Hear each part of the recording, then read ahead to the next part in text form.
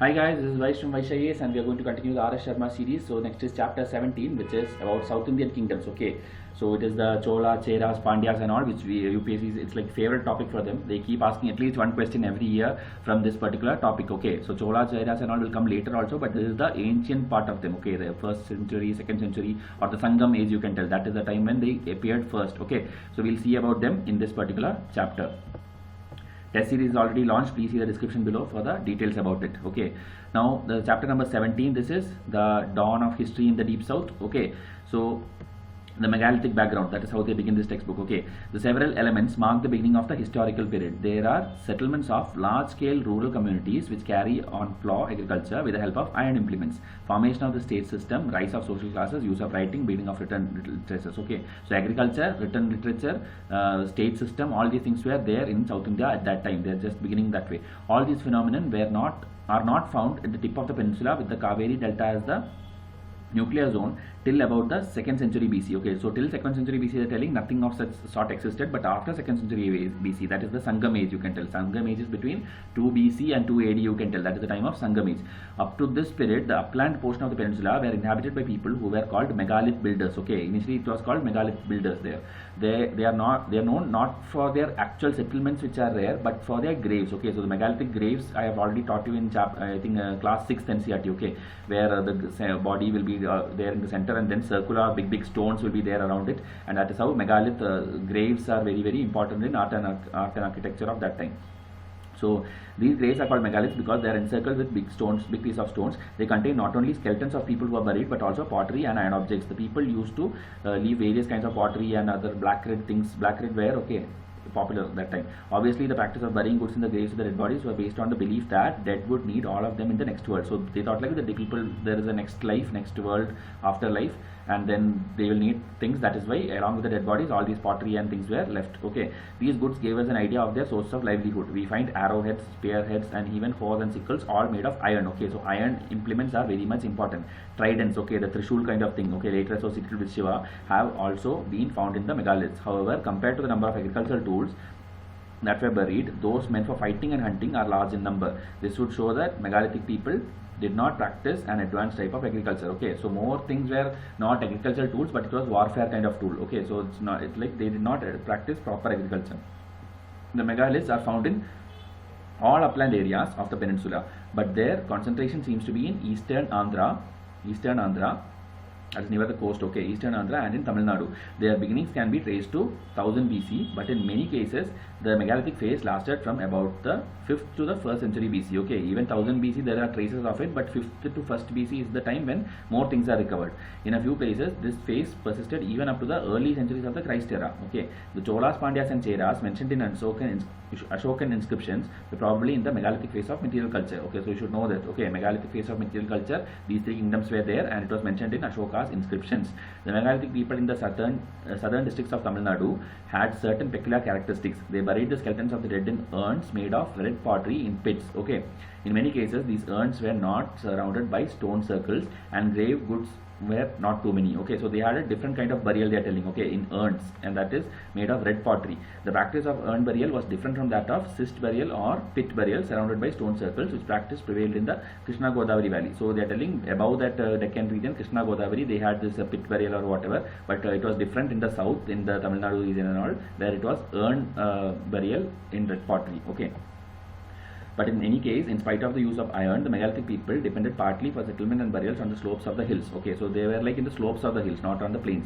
Although the megalithic people produced paddy and ragi, apparently the area of cultivable land area used by them were very limited, and generally they did not settle on the plains or the lowlands. Okay, not settled in the plains or lowland, but mostly in the hilly areas. By the beginning of the Christian era, that is the AD time, or probably a little later, these people moved from the uplands into the fertile river basins. Okay, this is actually the megalithic thing which I told. Center of the body will be there, and then stone circles will be there. So big stone structures will be there in a circular form. Megalithic burial. Okay. So they reclaimed marshy deltaic areas. Under the stimulus of contact with the elements of material culture brought under the north to the extreme end of the peninsula by traders, conquerors, and Jaina and Buddhist missionaries, they came to practice wet paddy cultivation. Okay, so influence of many others. Okay, from North India, the traders, the conquerors, the Jainist, Buddhist monks, all these things influenced them to practice wet paddy cultivation, founded numerous villages and towns, and came to have social classes. Okay, so they framed, or they became evolved into a society because of the influence from outside people. All these created conditions for the rise of state systems in the deep south, whose history from the 1st century AD can be constructed on the basis of written records supplemented by the Greek and Roman accounts and by archaeology. Okay, so two sources, one is archaeology and another is the written records from Greek and Roman. That is how we come to know about the kingdoms. So three early kingdoms we'll see: Chola, Pandya, and Chera. The southern end of the Indian peninsula, situated south of the Krishna river, were divided into three kingdoms. The Pandyas was first mentioned by Megasthenes. Again, an important statement, UPSC will pick it up. Okay, Megasthenes is the one who first mentioned about the Pandya kingdom. Okay, who says that the kingdom was celebrated for pearls. Okay, he also speaks of it being ruled by a woman and states that 7-year-old mother were found in the Pandya country. What does it mean? There was child marriage kind of thing. Okay, 7-year-old mother might be exaggerated. All this sounds exaggerated, but suggests that the Pandya society was matriarchal. Okay, so they're telling, because there is a woman ruler and there is a 7-year-old mother. So they are concluding two things. It might be matriarchal and also it will be like child marriage was there. The Cholas, the Pandyas, and the Cheras, all the three are mentioned in the inscriptions of Ashoka. I have already told you. In the 3rd century BC, but it is clear that their territories lay outside the Mauryan Empire in modern Tamil Nadu and Kerala. So it was not under the Mauryan Empire, but Ashoka has mentioned about it in the inscriptions. The Pandya territory occupied the southernmost of the southeastern portion of the Indian peninsula, and it's like near Madurai. Okay, Madurai was their capital. So it is the southernmost, and then included in the modern district of Tirunelveli, Ramnad, Madurai in Tamil Nadu. Madurai is actually what? It is the Tamil version word of the Mathura. Mathura we have in North India, so they named it Madurai, similar name. Okay. The literature compiled in the Tamil academies in the early centuries of the Christian era and are called the Sangam literature. Okay, it refers to Pandya rulers, but it does not give any connected account. 1 or 2 Pandya conquerors are mentioned. However, it is evident from the literature that the country was wealthy and prosperous.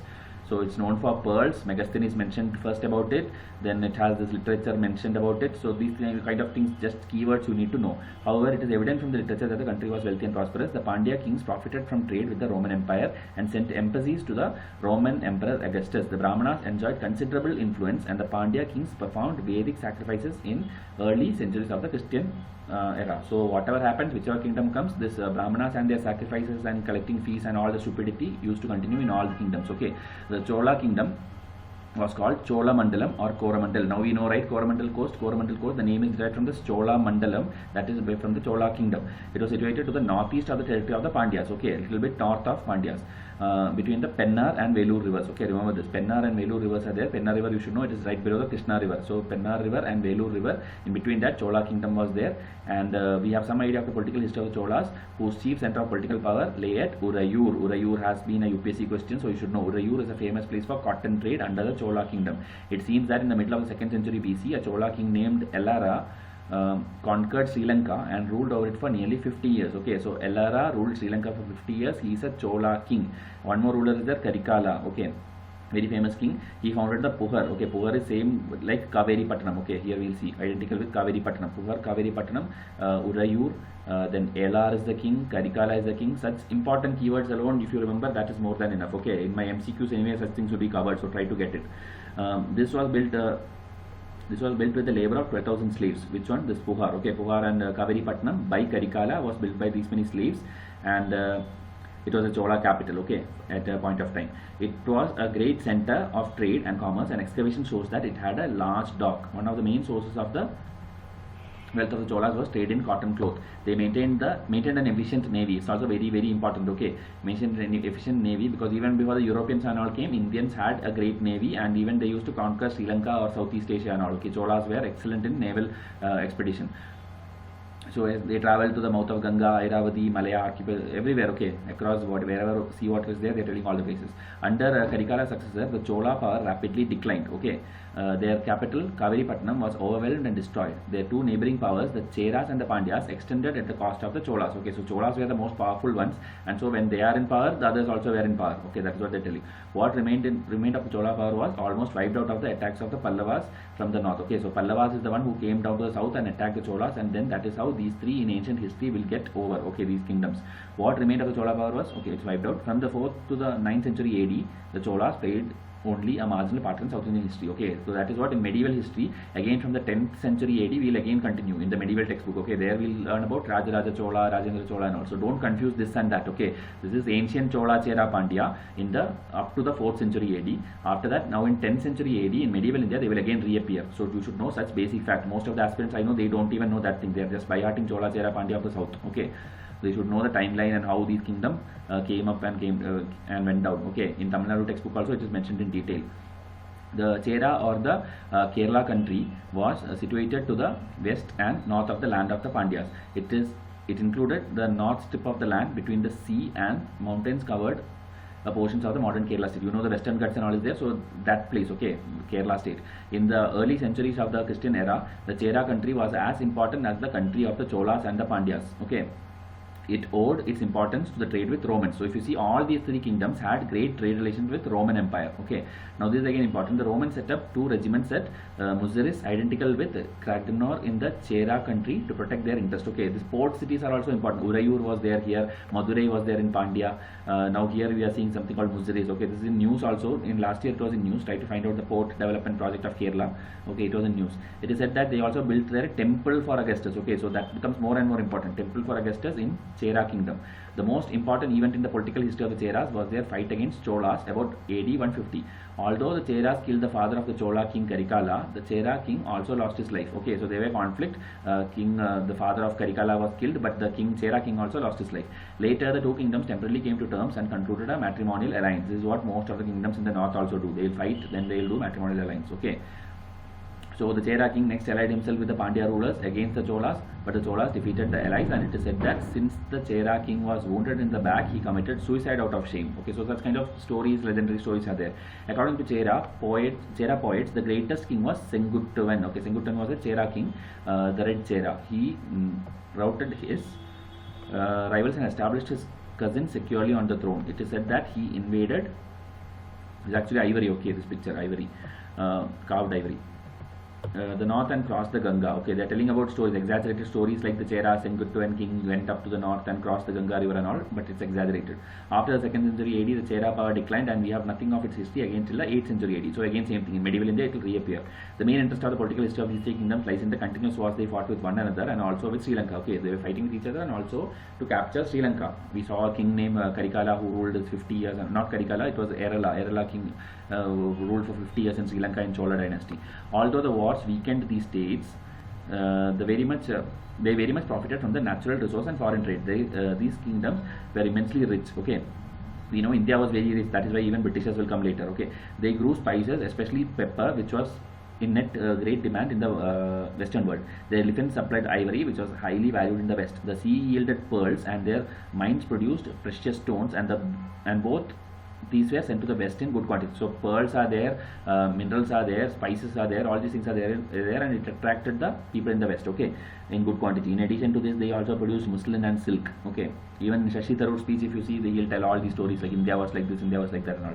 We hear of cotton cloth as thin as the slaw of a snake. Okay, snake skin kind of, that much thin the cotton cloth will be. The early Tamil poems also mention the weaving of complex patterns in silk. Urayur. Okay, Urayur is the port city of Chola, was noted for its cotton trade. From early times, the Tamils traded with the Greek or Hellenistic kingdom. Okay, Hellenistic, it's actually Greek only, of Egypt and Arabia on the one side, and the Malaya archipelago, and from there with the China. If you see, there is not even a single place left. Okay, in the east also it's there, in the west also it's there, in the north China is there. With everyone they traded. Okay, so that much rich was the kingdom. As a result of trade, the words for rice, ginger, cinnamon, and several other articles in Greek language were derived from Tamil language. So if you see, Tamil language was an ancient language. You know, it's one of the classical languages of India. So many Greek words were derived from Tamil language also. Okay, it's not like only we borrowed from them; they also borrowed from us. When Egypt became a Roman province and when the monsoons were discovered, okay, monsoons were discovered when near the 1st century AD, this trade received greater impetus. Okay, now like the sail is there, the ship can come faster, so that is why monsoons were discovered, and so trade again improved. With the later, they're telling after a few centuries, 2.5 centuries something, the trade will decline, and that is how kingdoms also will decline. Okay, the purse and the sword, trade, foreign and internal constituted a very important source of royal revenue. Okay, any kind of trade, lot of revenue was there. We know how the custom officials functioned in the Puhar. Okay, Puhar we saw, Puhar is Kaveri Patnam. Okay, try to remember, Karikala created the city. Transit duties were also collected from merchants who moved with their goods from place to place. For safety of the merchants and prevention of smuggling, soldiers maintained constant vigil on the road. So it's like because a lot of trade is there, obviously some problem will come. So they had this security measures also, smuggling and whatever happens, they had this constant alertness. Okay, vigil means alertness. Spoils of war further added to royal income, but the real foundation of war and polity lay in the regular income from agriculture. The share of the agricultural produce claimed and collected by the king is not specified. Okay, there is no measurement like 1/6 was collected, 50% was collected. There is no measurement given here, but there was some tax collection. The tip of the peninsula and the adjacent regions were extremely fertile. The land produced paddy, ragi, and sugarcane. It is said of the Kaveri Delta that the space in which an elephant could lie down produced enough to feed 7 persons. So they are telling about that huge richness in their agriculture, this collection of food items and storing and all these things. Okay, and Tamil region also produced grain, fruit, pepper, turmeric. It seems that the king had a share in all his produce. Apparently, out of the taxes collected from the peasantry, the state maintained a regular army. It consisted of chariots drawn by oxen, of elephants, cavalry, and infantry. Elephants played an important role in war. Horses were important. With this you should know. Okay, Pandyans, you know, pearls they used to give to these people, Romans, and Romans will give them back horses. Okay, horses were imported into India. The nobles and princes or captains of army rode on the elephants, and the commanders drove on chariots.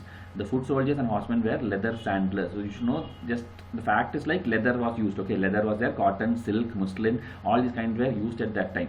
Rise of social class. Taxes enabled the king not only to maintain a professional army but also to pay the poets and priests. So there were a lot of people under the patronage of the king. Okay, and mostly they were Brahmins. So they were given huge amount of money and wealth. Okay, we'll see here. The Brahmanas first appear in the Tamil land in the Sangam age. An ideal king was one who never hurt the Brahmin. So that is their ideology. Okay, a king is considered ideal only if you don't hurt a Brahmin. Many Brahmins functioned as poets, and in this role they were generously rewarded by the king. Okay, Karikala king is again back here now. Karikala, he gave one poet 16 lakh gold pieces. Okay, besides gold, the poets also received cash, land, chariots, horses, even elephants. Tamil Brahmins took meat and wine. Okay, so if you see, Tamil Brahmins are eating meat and wine. Okay, so these are strange facts which UPC will pick up. They got all these kind of gifts. Then the Kshatriyas and Vaishyas do not appear as a regular Varna in Sangam text. Okay, so in Sangam textbook, Kshatriyas and Varna, there is no clear cut demarcation like this is falling under the Varna system. But they were mentioning about war and warriors and all, but the Kshatriya and Vaishya class was not properly mentioned. Okay, captains of the army were invested with the title of ND. Okay, again a term. ND means captain of the army.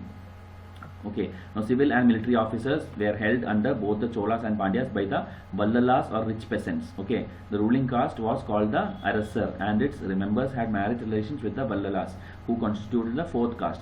So there they did not have this Brahma, Kshatriya, Vaishya and all. They had their own kind of classification. So that is what they are mentioning here. Arasar is the ruling class, Vallalas is the merchant class, and then we saw this ND. ND is the captain of the army. Okay, same kind of, instead of Kshatriya, Vaishya and all, they are using different terms. That's all. ND is captain, Vallala is merchants, Arasar is the ruling class. Okay, try to remember all these three names. The rich did not plow the land themselves but employed laborers. Okay, so rich will not go themselves. Okay, this Vallalas and all, rich peasants, they will hire laborers. Agriculture operations were generally carried by the women of the lower class. So one more name, Kadaisiyar. Okay, Kadaisiyar means in Tamil it is like the lowermost section, that is Kadaisiyar. Okay, the one which comes at the last, that is Kadaisiyar, whose status appears to have differed little from that of the slave. Okay, it's not like slave, but it is like little bit more than that. That is Kadaisiyar.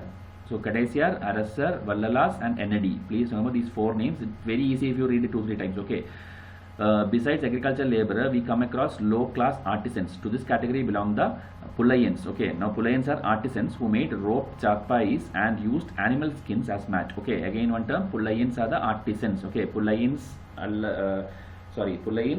Kadaisiyar, Arasar, Vallalas, ND. Okay, I am repeating multiple times so that it gets registered in your mind.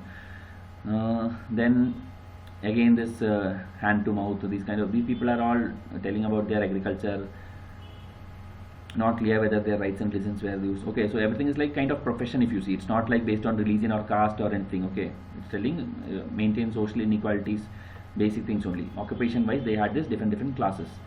Beginning of Brahmanism. The state and society that were formed in the Tamil land in the early centuries of the Christian era developed under the impact of Brahmanism. The state and the society that were formed in the Tamil land in the early centuries of the Christian era developed under the impact of Brahmanism. So Brahmanism is rising. But the Brahminical influence were confined to a small part of the Tamil territory and only to the upper levels of Tamil society in that area. Okay. It was applying only to the upper level. The kings performed the Vedic sacrifices. The Brahmanas, who were the followers of the Vedas, carried on disputations, possibly with the Jainas and Buddhists. But the chief local god worshipped by the people was Murugan. Okay, the gods which they worship is now Murugan, which is also Subramanya. The worship of Vishnu is also mentioned, although it may have been a larger, it may have a later practice. Okay, later we'll learn when the Bhakti movement and all will come in medieval times. The Vishnu, Shiva, Nayanas, Alvars, that things will come. But now it is like a little bit mention of Vishnu, and then most important is Muruga or Subramanya. Okay, the megalithic practice of providing for the dead continued. People offered paddy to the dead. Cremation was introduced, but inhumation followed in the megalithic phase was not abandoned. So it's like continuing all the things which are already there. Tamil language and Sangam literature. All that has been stated above about the life of the Tamils in the beginning of the historical period is based on the Sangam literature. As shown earlier, the Sangam was a college or an assembly of Tamil poets held probably under royal patronage, but we do not know the number of Sangams or the period for which they were held. It is stated that in a Tamil commentary of the middle of the 8th century AD that 3 Sangams lasted for 9,990 years. Okay, it's mentioned in some Tamil commentary. Okay, these many years it lasted, the 3 Sangams. They were attended by these many poets and had these many kings and all, not important. So it's all wild exaggeration they are telling. Royal patronage under the Madurai. Madurai is related to Pandya kingdom. Okay, the available Sangam literature which was produced by these assemblies was compiled in 300 AD. The early, middle and the last strata of the text are yet to be clarified and clearly identified, but they contain descriptions which tally with what we know from the Greek and Roman accounts and from the archaeology. There is no doubt that the art of writing was known to the Tamils before the beginning of the Christian era. More than 75 short inscriptions in the Brahmi script have been found in natural caves, mainly in the Madurai region. Okay, inscriptions in the natural caves in Madurai region. They provide the specimen of the earliest form of Tamil mixed with Prakrit words. They provide the specimen of the earliest form of Tamil mixed with Prakrit words. They belong to the 1st century BCs when the Jaina and the Buddhist missionaries appeared in this area. Inscribed potsherds during recent excavations have been found at several places, and they provide examples of Tamil in the beginning of the Christian era. It's not, I don't think we got any point from here. Okay, this whole thing, there's no much point. It is therefore no wonder that considerable Sangam literature was produced in the early centuries of the Christian era, although it was finally compiled by AD 600. Some questions are there, but just pause it and see. I'll show you MCQs anyway. Which of the following South Indian kings are matched correctly? Okay, UPSC's typical kind of question. Chola, Senguttuvan, Pandyas, Yavanika, Cheras, Karikala. Tell me in answer which is the correct answer. Okay, this is a very interesting question. I made it up myself, so please try to answer this. It's a UPSC standard question. In which of the following South Indian kingdoms did the Roman establish a temple for Augustus? Again, a typical UPSC question picked up directly from the standard textbook. So try to answer these 2 questions in comment section.